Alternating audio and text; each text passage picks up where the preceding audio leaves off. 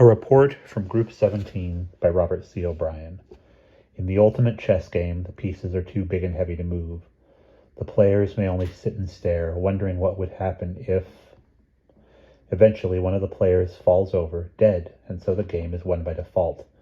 Time thus becomes the only considerable factor, and it is to the advantage of each player to hasten the aging process of the other.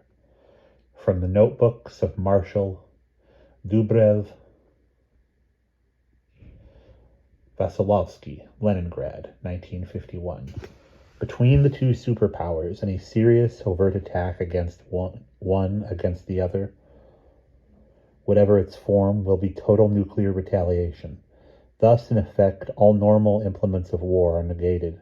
Rifles, cannon, tanks, ships, planes, men, only biological attack remains, which need never be overt. Indeed, the victim of such an attack, though he may suspect, can never be sure he has been attacked. IBID. There is a theory, current among some historians and encouraged by certain archaeological evidence, that the fall of Rome was not attributable to the Huns and Goths with their primitive military techniques, but to a subtle alteration in the chemistry of the Tiber, from which the city drew its drinking water. IBID.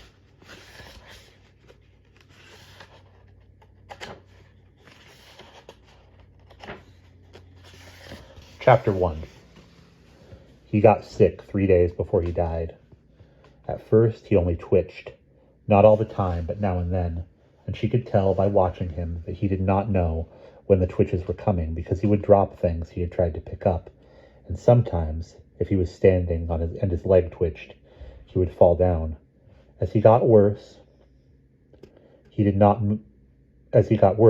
this more than before, and more violently, and began to drink great quantities of water, gulping enormously, then quitting, then starting again, as if no matter how much he drank, he remained as thirsty as before. She thought that drinking so much must be bad for him, and so, apparently, did the keepers, for after a while they stopped giving Abel, that was the name she had given him, Abel, any more water, when he had drained his pail. He was an ape, a big chimpanzee. His keepers were two men with hypodermic needles and bottles and jars of powders and liquids. Chemicals? She was not sure. And machines with pipes and hoses. One of the men was older, and one was young. The older one, who had stringy gray hair and thick glasses, was in charge. From her watching place, on the top of the wall where the branches and leaves kept her hidden, she could not see the machines very well. They were inside the concrete building near the cage. It had only one window on her side, and that one barred. Still, when the lights were on, she could see a little. Besides the machines, there were more cages inside the building. There was also a stairway leading down, and what was in the basement she had no idea at all. Sticking out from behind the building was one end of the swimming pool, also made of concrete, that nobody ever swam in. They did dip water out of it sometimes, in odd-shaped glass bottles, and other times they poured stuff into it from their jars. Today, Abel was dying. She was sure of that. His twitching never stopped. He lay on the floor of the cage, whimpering. His long arms and legs were knotted around his body in such a way that she could no longer tell his front from his back. His neck was the worst. It was bent backwards, so that his head seemed to be put on upside down. The keepers made no attempt to help him, but only watched. One of them was writing notes in a book. Then, in one great spasm of twitching, under the terrible pull of muscles, a bone broke, and then another. She heard the two snaps clearly, and the sound made her feel sick. She could watch no longer. She jumped, almost fell down from the high wall. She should not have jumped. That made noise. Having made it, she made more. Instead of creeping silently away as usual, she ran, sending the stones rattling on the dry gravel road. She looked over her shoulder, but if the keepers had heard, they were not following. No head appeared over the wall to shout after her, and in a minute she had reached the bicycle hidden in the bushes across the road. As she rode home, the road at first paralleled the massive stone wall, which was, so they said, 7 feet tall, not counting the spiked iron fence that rose from the top of it. It was also, so they said, more than a mile long, surrounding the riverfront and enclosing a castle as well as the animal place. The castle had been built in the preceding century by a Russian duke, and had, so they said, 100 rooms. She had never seen it. It was not visible from the wall. In any case, she was more interested in the animals than in Russians. She wondered what the next one would be. Poor Abel. So far, except for one dog, they had all been monkeys, though of different sizes. The chimpanzee had been the biggest. None of them ever lived more than 2 or 3 weeks. At the bottom of the hill, the wall turned a corner and went left. The road went straight. Here, as they parted, the wall offered a break in its hard stone face. A pair of solid iron gates painted black, as big as barn doors. She had never seen them open. It was customary, when she dismounted her bike, for the push up the hill at least to peer through the crack between them. Not that there was ever anything to be seen but the empty driveway beyond. Today she did not bother. She was still unnerved by Abel's unpleasant death, and more by her leap and run. The more she thought about it, the dumber it seemed she had been. At the top of the hill stood her house, her home for as long as she could remember, a white, neatly kept oblong of frame and cinder block. There was no car in the driveway, which meant her mother was not yet home from work, which meant it was not yet 5:30, which meant that if she started immediately, she might get her homework done in time to watch the 8 o'clock movie on television. Or was it her night to do the dishes? No, it was John's, because her mother had done them last night, and it went down by age. She went to her room, got out her books, and started on her geometry. Her younger brother, Willis, appeared in her doorway. He was 5 and attended kindergarten. Allie! What? Where did you go? No place, down the hill. But I wanted to go. You weren't here. I was so. Not when I went. Well, the bus was late. Anyway, you don't have to go every time. Did you go to... He shut the door, since this was private between them. The animal place? Maybe. She found that she did not particularly want to talk about it. Did you? Yes. Did you see Abel? Never mind. What happened? He died. Died? Oh, Allie, did he bleed? No. Anyway, I didn't want to watch. Why not? I would have.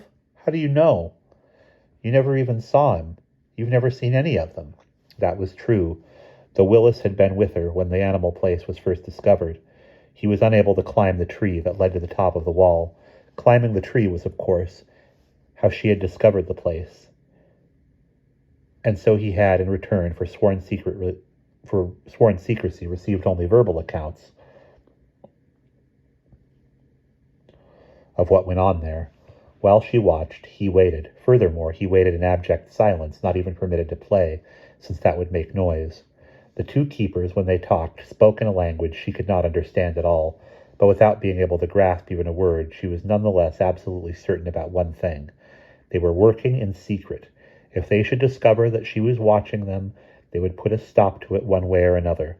On the other hand, if her mother knew she was watching something that was supposed to be private, she would call it prying and would undoubtedly forbid her to continue. Therefore, threatened from both sides, she said nothing about the animals to anyone, and strictly instructed Willis to do the same. He would follow orders. He liked secrets and was loyal about keeping them.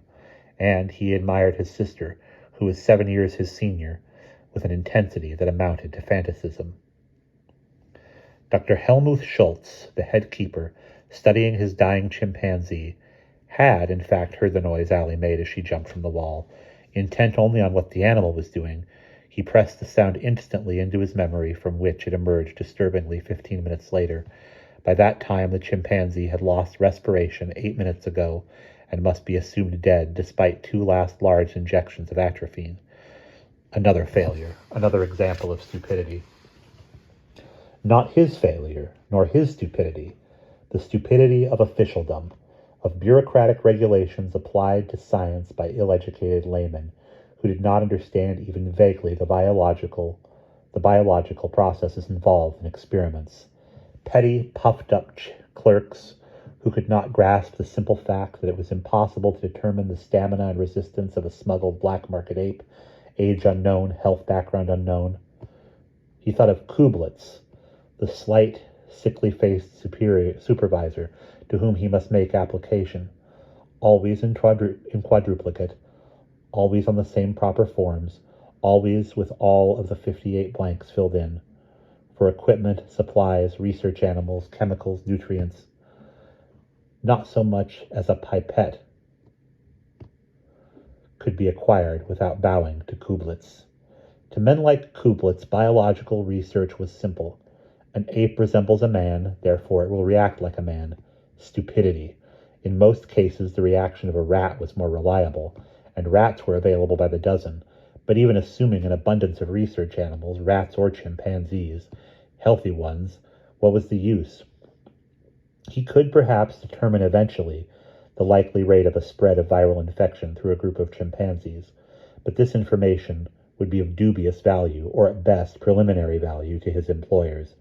Eventually, to obtain meaningful statistics pertaining to men, human subjects must be used in the research. He had demonstrated this point. He had proved it in Silesia in 1943. His present employers had not forgotten that, or him. If they had, would he be here? Why, then, could he not convince his employers that his present research would produce results which could only be at best inconclusive and might be, at less than best, misleading? Why indeed? Because of Kublitz. It was as simple as that. In the bureaucracy, Kublitz was the next step up. Except through Kublitz, he had no contact with his superiors. Dr. Schultz's assistant, a methodical but surly young man,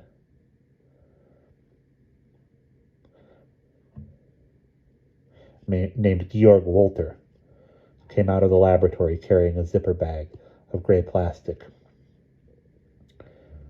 "We will have the autopsy now. We will have the autopsy now," he spoke, as always, in German.